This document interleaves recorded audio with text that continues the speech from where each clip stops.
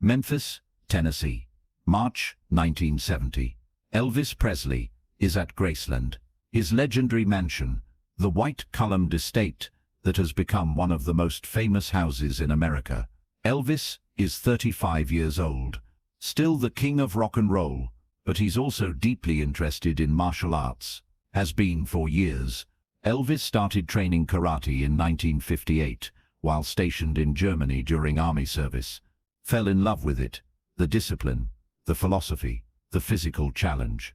When he returned to America, he continued, got serious, earned his black belt in 1960. By 1970, he's a legitimate martial artist, not just a celebrity dabbling.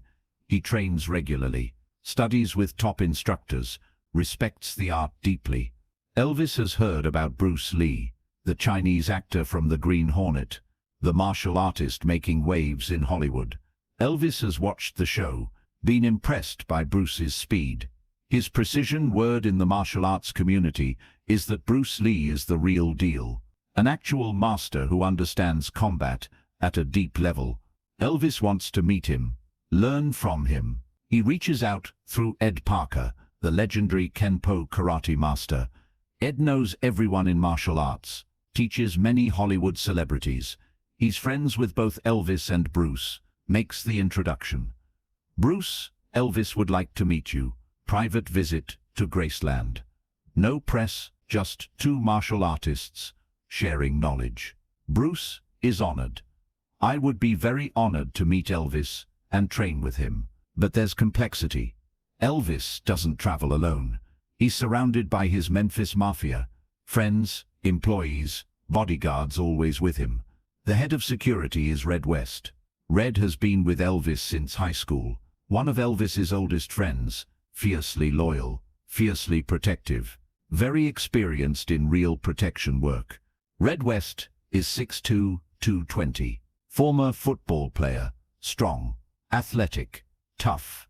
He's trained in karate, earned his black belt, but his real education came from 15 years protecting the most famous man in the world, dealing with fans, handling threats, breaking up fights, real street situations with real danger. Red knows what actual violence looks like, and he's skeptical about movie martial arts. When Ed Parker tells Red that Bruce Lee is coming, Red's response is cautious. Ed, I've seen The Green Hornet. Bruce looks good on camera, but we both know TV fighting is choreographed. Is he actually skilled or just Hollywood? Ed smiles. Red, Bruce is the real thing. You'll see. Red isn't convinced. March 14th, 1970. Saturday afternoon. Bruce Lee arrives at Graceland. Elvis greets him personally. Warm handshake. Genuine smile. Bruce, welcome. I'm honored to have you here. Bruce bows slightly. The honor is mine, Elvis. Subscribe. Turn on notifications. Like the video and comment. More true Bruce Lee stories are coming. They spend an hour talking. Living room. Elvis asks about Jeet Kune Do, about Bruce's philosophy. Bruce asks about Elvis's karate background. His teachers. Genuine exchange between two people who respect martial arts. Red West stands nearby, observing, watching Bruce carefully. Elvis stands. Bruce, would you like to see my training facility? Maybe we can work out together. Bruce nods. I would enjoy that. Elvis leads him through the mansion, down to the basement, where he's built a private gym. Mirrors, heavy bags, training equipment, mats. This is where Elvis trains, where he's spent hundreds of hours working on karate. Present in the gym are 6 people. Elvis, Bruce, Red West. 2 other bodyguards, Sonny West and Jerry Schilling. Elvis's karate instructor, and one of Elvis's close friends. 6 witnesses to what's about to happen. Elvis and Bruce work out together. Bruce demonstrates Wing Chun techniques.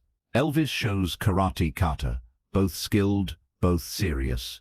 Mutual respect obvious. Red watches from the side, arms crossed, still evaluating, still skeptical. During a break, Red speaks up. Respectful but direct. Elvis, can I say something? Elvis nods. Of course, Red. Red looks at Bruce. Mr. Lee, I've been watching you. You're obviously skilled. Very fast, very precise. But I have a question. I hope you don't take offense. Bruce gestures openly. Please, ask anything. Red chooses words carefully. I've seen the Green Hornet. Looks impressive on television. But real protection work is different. I've protected Elvis 15 years, been in real situations. Multiple attackers, weapons, chaos, street fighting with no rules. That's completely different from martial arts, demonstrations, or TV shows. How does what you teach translate to that reality? The gym goes quiet. Elvis is paying attention. He knows Red's experience is legitimate. Red has saved him from dangerous situations. Red's question comes from real-world knowledge. Bruce doesn't seem offended. Expression stays calm. That's a very good question. You're absolutely right that real protection situations are chaotic and dangerous. Would you like me to demonstrate how the principles I teach apply to real situations? Red looks at Elvis. Elvis nods. I'd like to see that too. Red turns back to Bruce. Okay, show me. Bruce gestures to the mat. Would you test me? Use your experience, your size, your strength. I'll demonstrate how I would respond. Red removes his jacket, hands it to Sonny, his arms thick, muscular, the arms of someone who's done physical fighting. He steps onto the mat. Bruce joins him. Size difference notable. Red is 6'2", 220. Bruce is 5'7", 135. Red has 85 pounds and 7 inches on Bruce. Elvis and the others move to the side. All 6 witnesses focused. This is not a demonstration anymore. This is a test. Red looks at Bruce. What are the rules? Bruce shakes his head. No rules needed. Just showing principles. You try to do what you would do in real protection situation. Use your size, your strength. I'll show you how I respond. Neither of us will hurt the other. Just control. Agreed. Red nods. Agreed. He doesn't take a formal stance, just stands naturally. This is how he's fought in real situations. Outside concert halls, hotel lobbies, on the street. No referee, no formal beginning, just ready. Bruce stands relaxed, hands at sides, no guard position, just present, calm, breathing. Red moves first, steps forward, reaches with his right hand, the way he'd reach to grab someone approaching Elvis, to intercept them. His hand is fast, his arm long.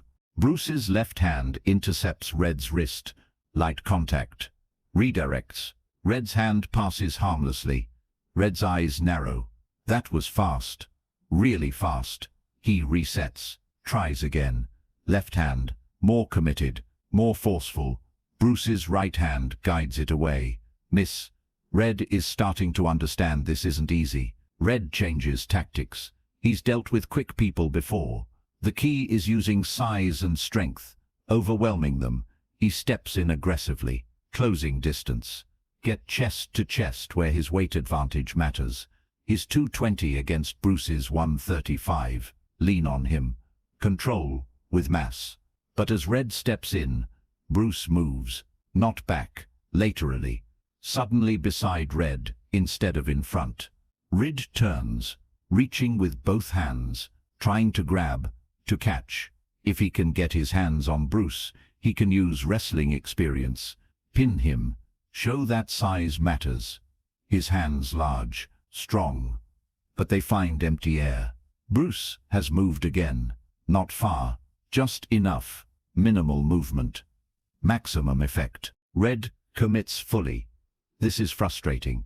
He shoots in, going for Bruce's legs. Tackle. Take him down. On ground. Weight matters more.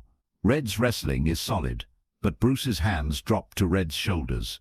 Light pressure, downward and outward. Red feels his momentum redirected. Balance compromised. He's going down. Not slammed. Not hurt. Just controlled. Guided to his knees. 16 seconds, from first contact to Red on his knees. Bruce, standing above him, not aggressive, not celebrating, just demonstrating. The 6 witnesses saw everything, saw Red West, Elvis's toughest bodyguard, the man who's protected the king for 15 years, controlled by someone 85 pounds lighter, who never struck with force, just position, just timing, just understanding. Bruce steps back, extends hand, helping Red up. Red takes it, stands. His face shows surprise, genuine surprise. Red has fought trained people, military guys, street fighters. But this was different. This wasn't about overpowering. This was about understanding movement in a way Red had never experienced. Red straightens his shirt, looks at Bruce. You're real, no embarrassment. Just honest assessment. What you do is real. Bruce nods. Thank you for testing me respectfully. You're very skilled, very experienced. What I showed are just principles. They work with your experience, not instead of it. Elvis has been watching silently. His expression shows wonder, recognition. He's seen kata, seen techniques, seen demonstrations, but this was different. This was proof, real. He walks over to Bruce. Bruce, would you teach me? Really teach me? Not just techniques, the understanding you have, the principles. Bruce looks at Elvis. I would be honored, but understand, this is not quick. This is changing how you see combat, how you understand movement. It takes years. Are you willing? Elvis doesn't hesitate. Yes, absolutely yes. Red speaks up. Mr. Lee, I apologize for doubting you. I was wrong. Bruce shakes his head. No apology needed. Your skepticism was based on real experience. That's valuable. You protect Elvis's life. You should question everything. Elvis turns to everyone, voice serious. Gentlemen, what happened here today is private. This is my home, my training, my personal life. I don't want this in press. I don't want it discussed outside this room. What happens in Graceland stays in Graceland. Everyone understand? All 6 witnesses nod. Elvis's privacy is sacred. They protect it as fiercely as they protect Elvis himself. Over the following 3 years until Bruce's death in 1973, Bruce and Elvis trained together multiple times, sometimes at Graceland, sometimes in Los Angeles, sometimes at Bruce's school. They develop genuine friendship, mutual respect. Elvis absorbs Bruce's philosophy. Bruce learns from Elvis's dedication. Their relationship is documented. People know they trained together. But the origin story, those first 16 seconds in Graceland's basement, that remains private. Red West becomes one of Bruce's biggest supporters, changes his opinion completely, tells other bodyguards about Bruce, creates referrals, word spreads through Hollywood protection circles. Bruce Lee is legitimate, the real deal, someone who understands actual combat. Red's endorsement carries weight, but Red never tells the story of how he learned, just says, Bruce showed me something at Graceland, changed my perspective. The 6 witnesses kept their promise. For over 50 years, through countless interviews, through memoirs, through documentaries about Elvis, none of them ever publicly described what happened in that basement gym. Not because of legal contracts, not because of threats, because Elvis asked them not to. And Elvis's word at Graceland was law. You didn't break promises to the king. When Bruce died in 1973, Elvis was devastated, lost a friend, lost a teacher. He sent flowers to the funeral, called Linda Lee personally. In private conversations, he talked about how much Bruce influenced him, but he never shared the story of their first meeting, never described the demonstration. Privacy mattered to Elvis. Promises mattered. When Elvis died in 1977, the 6 witnesses each carried the memory privately. Red West wrote a book about his time with Elvis, mentioned Bruce briefly, said they trained together. Nothing more. The other witnesses, when asked, confirmed they trained, that Elvis respected Bruce deeply. But details, none. The code of Graceland held. Why did Elvis request silence? Because Graceland was his sanctuary, the one place he could be himself without performance, without cameras, without the world watching. What happened there was sacred, personal, not for public consumption. He trained with Bruce, not as Elvis the star, but as Elvis the martial artist. That distinction mattered. He wanted it private. The 6 witnesses honored that. What really happened in those 16 seconds? Bruce demonstrated to Elvis's most trusted bodyguard that skill and understanding can overcome size and strength, that real martial arts mastery is not about movie choreography. It's about principles that work under pressure, against resistance. Red learned that lesson. Elvis saw it proven. 6 witnesses watched a moment that changed how they understood combat. The story of Bruce and Elvis is not just about 2 celebrities who trained together.